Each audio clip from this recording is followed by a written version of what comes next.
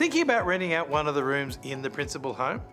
If you own your own home, your house and surrounding 2 hectares of land is generally treated as an exempt asset when looking at how much pension you can get. That can change if you choose to use some of your property to generate income. As families grow and the kids mature and move out, I often hear people talk about using those empty rooms to bring in some income to supplement their pension. If you're thinking about doing this, there are some things you should know. The first is that we treat renting out your property differently to having a boarder or lodger. I'll talk about how we assess boarders and lodgers in another video. When we assess your income from rent, we are looking at net rent.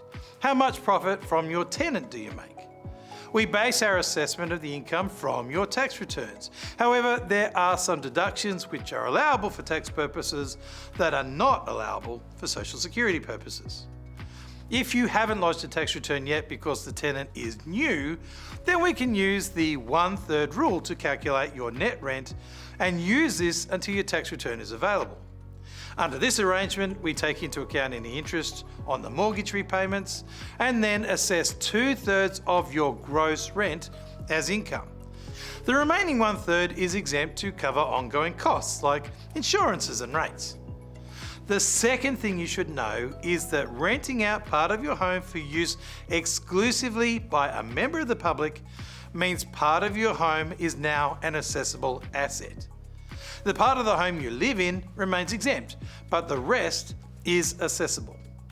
Depending on where you live and how big that self-contained section is, the impact on your pension under the assets test could be more than an impact of the net rent under the income test.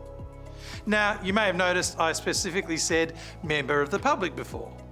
That's because the space won't be considered an assessable asset if you rent it to a relative in your immediate family.